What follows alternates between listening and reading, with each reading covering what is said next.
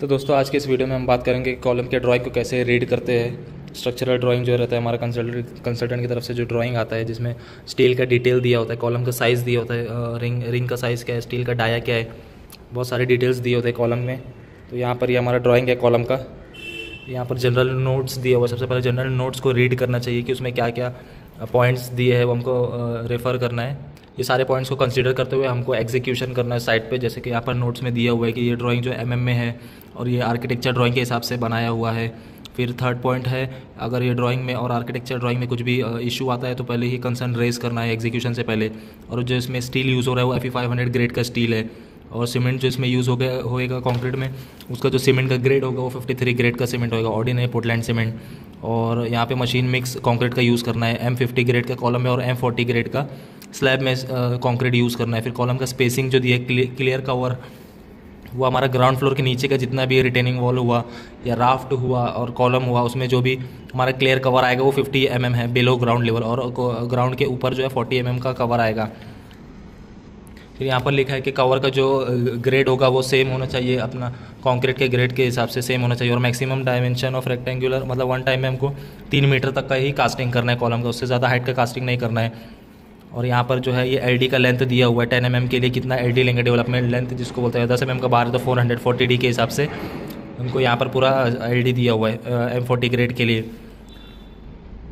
फिर यहाँ पर लिखा है कॉलम का लैप स्प्लाइस, मतलब कॉलम में जो हम LD देते हैं, ये जो LD का कौन से जोन में आना चाहिए, तो वो half of the centre of column, मतलब H/2 हमारा फ्लोर टू फ्लोर हाइट होगा, डिवाइड बाई 2 जो हमारा हाइट आएगा।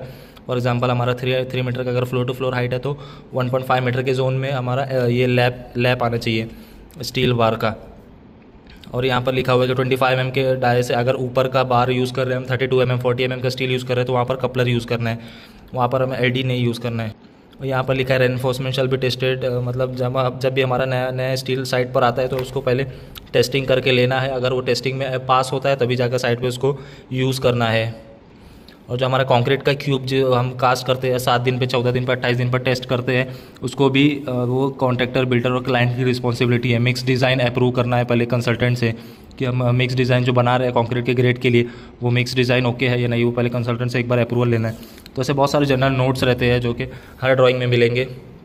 यहाँ अगर कॉलम की तरफ आते हैं तो कॉलम में ये पूरा टेबल बनाया हुआ है। जैसे यहाँ पर कॉलम नंबर लिखा हुआ है C1 C2 C3 C4 C10 C5 C6 C7 C8 C9, total 16 column है यहाँ पर। तो ये नीचे भी एक टेबल दिया हुआ है यहाँ पर जिसमें टोटल 16 कॉलम का डिटेल्स दिया हुआ है स्टील का। तो यहाँ पर देखेंगे C1 कॉलम है। फिर यहाँ पर लिखा हुआ है इसका लेवल दिया है, राफ्ट टॉप से लेकर फर्स्ट बेसमेंट। यहाँ पर बेसमेंट दिया हुआ है इस साइड पर, तो यहाँ पर राफ्ट टॉप से फर्स्ट बेसमेंट का स्टील का डिटेल क्या रहेगा, साइज़।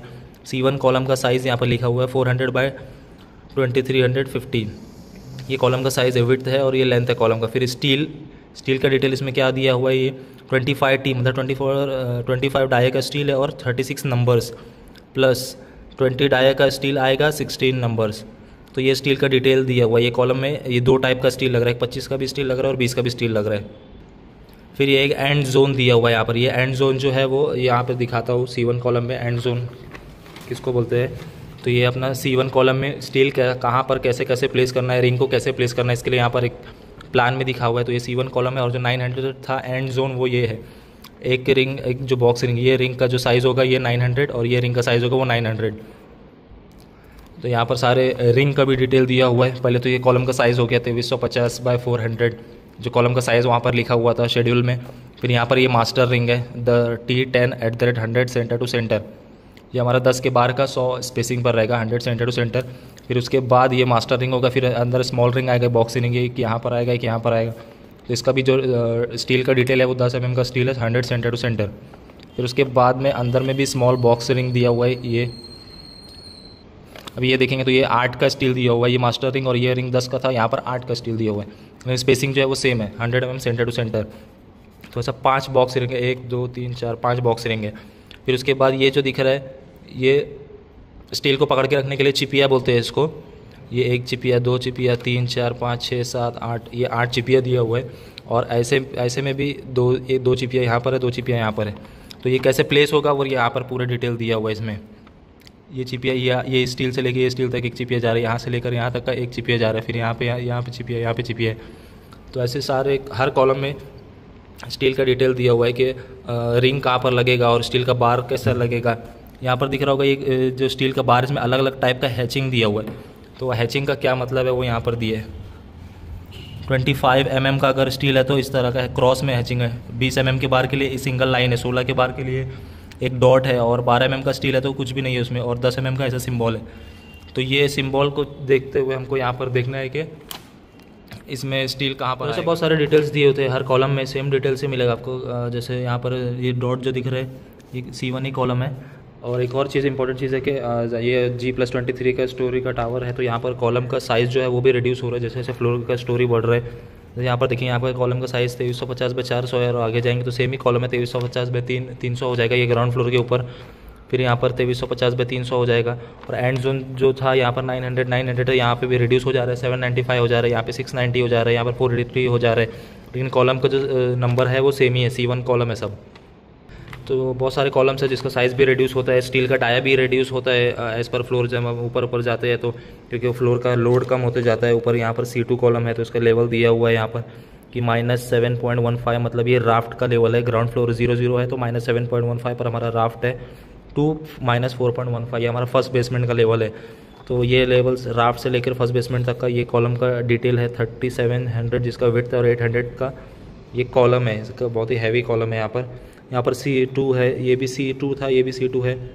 अब ये राफ्ट से फर्स्ट बेसमेंट तक का था। यहाँ पर फर्स्ट बेसमेंट से लेके सेकंड बेसमेंट तक -4.85 टू -3.35 तक का लेवल का यहाँ पर स्टील का डिटेल दिया हुआ है।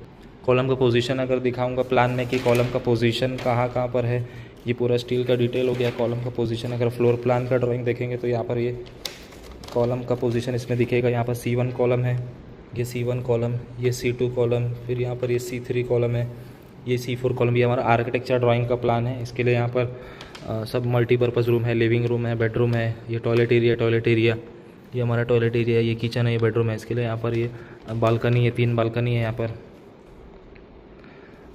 C2 कॉलम है, C9 कॉलम है, ये लिफ्ट है, 2 लिफ्ट दिए हुआ है यहाँ पर। तो ये कॉलम का जो वॉल है ये भी कॉलम ही है, मतलब लिफ्ट का जो वॉल है ये भी कॉलम में ही दिया हुआ है। C5, C6, C7 ये जो है ये वॉल, C8 ये अपना C9 हो गया। फिर यहाँ पर C12, C13 ये कॉलम नंबर, C14 ये C15 ये C16, यहाँ पे C11 ये C10। तो टोटल नंबर ऑफ कॉलम यहाँ पर 16 है। कॉलम का जो नंबरिंग होता है वो लेफ्ट साइड से स्टार्ट करते हैं कॉर्नर से, C1 C2 C3 ऐसा नंबरिंग करते हुए लास्ट जो कॉलम आता है हमारा ये यहाँ पर C16। तो ये हमारा पूरा फ्लोर का प्लान है, 3rd फ्लोर का प्लान है, यहाँ पर लिखा हुआ है 3rd फ्लोर। दोस्तों ऐसे और टेक्निकल वीडियोस की जानकारी के लिए लाइक एंड सब्सक्राइब ज़रूर करें।